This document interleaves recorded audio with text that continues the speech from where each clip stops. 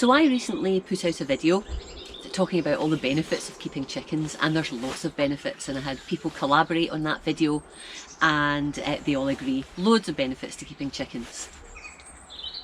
Unfortunately, there are also negatives to keeping chickens. Not as many as the positives, absolutely, but unfortunately this week one of those negatives reared its head with my girls. So I got up in the morning, Tuesday morning, and it was actually Tom's birthday, so we had a nice little present opening and a lazy breakfast together. And then I came out to the girls, and we're going to let them out into their play area, which is undercover because of avian flu regulations. And when I went into the runs, now the girls can get out of the coops into the runs fine because there's automatic doors, but they remain within the confines of the runs until we're around.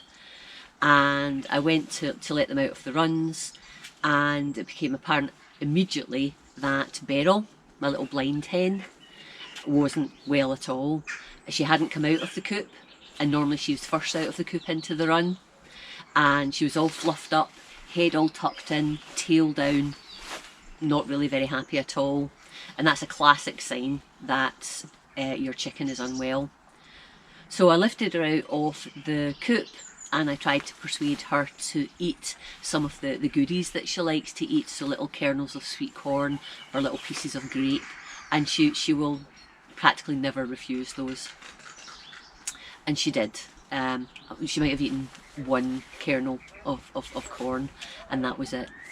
I popped her down onto the ground, and instead of being the chatty self and looking around and just generally getting on with life, she just hunkered down again, tail down, head in, and was obviously unwell.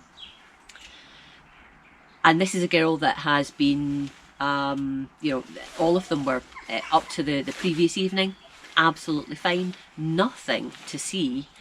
And actually, because we've had a couple of situations with Beryl in the past when she's had peritonitis and she's nearly died, we're very, very careful about keeping a watch on her.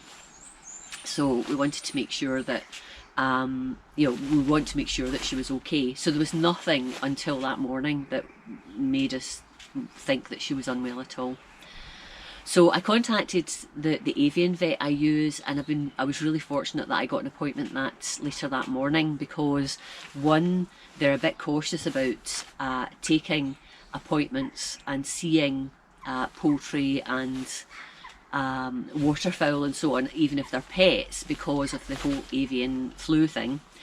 And two, it's really hard to get short-term appointments. But I was really lucky, and so we whisked Beryl off to the vets, who know her implicitly because she's been there quite a few times, and who have saved her life on a couple of occasions. And Becky, the lovely vet that we saw, said, yeah, well, she's obviously unwell, but there was nothing obvious. And I had done the usual checks as well before I took her out. I'd felt her crop to see if it was hard or swollen or, you know, not emptying or whatever. I'd felt her tummy to make sure it wasn't hard and hot or soft and sort of fluid filled, and these are all indicators of certain problems. And there was nothing like that, and there was no respiratory challenges either. She wasn't raspy, she didn't have bubbles of fluid at her eyes or her nostrils or whatever.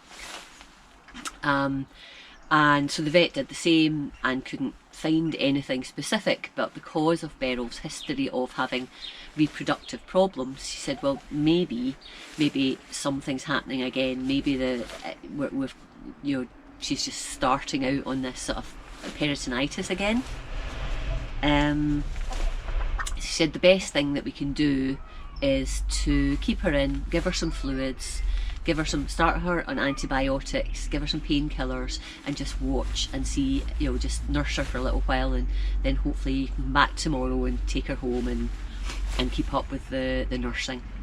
And so that was fine. We left her there, came home, obviously worried, and we're expecting an update call later on that day. And we got the update call, and Becky said that it wasn't good news, so you instantly know what's happened. And she said that Beryl had started to, her breathing had started to become quite shallow, so they were going to give her oxygen. And just as they were getting that organised, she had a seizure and passed away.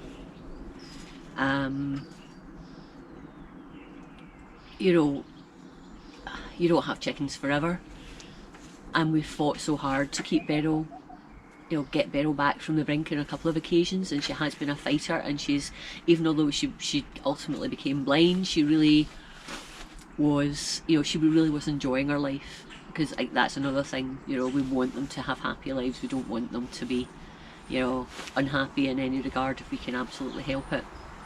So yeah, she just couldn't come back this time. So yeah, devastating, really devastating. So we figured it was going to be something reproductive that had done it, but because of the whole avian flu thing, we thought, well, let's just get a post-mortem done just to check. And so Becky did that evening and gave us an update and said that actually what she found was a large tumour on one of Beryl's ovaries, and smaller tumours through her intestines and in her abdomen. So she obviously was very unwell, and this was going to get her in the end, but it's nothing that had shown up in previous scans and things she's had in previous episodes. So we couldn't have done anything anyway. It was going to be a matter of time, but it's just amazing how a hen can be that ill, and she obviously was ill, but not show it. And people always say that. That's one of the things that when you start keeping chickens, that because they're prey animals, they don't want to be seen to be ill. So even if they feel lousy, they put a brave face on it in effect, because they don't want to be the one that's going to be picked off by a predator, because if there was a predator around, they would obviously pick off the weakest. And just within the flock, the hierarchy of the flock, a flock doesn't want a sick or injured animal really in the flock. That's why sometimes they can be quite bad at sort of pecking and trying to get injured animals away from them, because they don't want to attract predators. Predators will see that there's an infirm animal, get it, and then maybe have a go at the others. So it's a hard life being a chicken, or any other prey animal in fact. And that's why in fact we found that the two head girls in the flock had started occasionally to peck at Beryl when they were all together in one run. Not incessantly, but it was getting to the point where Beryl was a bit anxious, and because she couldn't see it coming because of her blindness. So that's why I built this this other run and coop, and actually I split Beryl and her two buddies who are lower down the pecking order, and they were in here and the other three were in the original run. We still let them meet together so that they stayed a sort of cohesive flock, but when we aren't around, it was fine because Beryl and her buddies were there and she wasn't getting pecked and she was quite relaxed, etc. And we had them all mixed together. We were there to stop any pecking or any argy-bargy. So don't need the spare coop and run just now. We've moved Hamble and Jemima from here back into the main flock. They merged again fine because they still had been meeting every day, and I now just use this as a playpen for them because we're still in lockdown. The chickens aren't allowed out in the garden, so I've got tarpaulins over the areas between the two runs, and when we're out we just open up the run that they're in generally, open up this run, and they just flip between the two and enjoy themselves. So that's it. Beryl was 4, so not particularly old. But she just had problem after problem, the poor lass, and even although we had her on hormone implants to stop her laying, that didn't stop the tumours forming. And it was just one of those things. We couldn't have done anything about it as far as I'm aware. But we miss her because she was our chatty girl. She was the one that would always chat, make noise. And if you came out with goodies, if you rustled the packet they were in, grapes for example, she would, blind or not blind, she would be the one that came out and stood at your feet, head up, chatting away, waiting on you to give her grapes. So yeah, it's a very sad time for us. We still have got 5 glorious girls, and they don't seem to miss her at all. That's good as well. Chickens are just like, right, okay, let's just get on with it. And we'll get on with it as well, Tom and I. But it's just sad. So I thought I'd let you know. I'll pop up some pickies off her to finish off the video.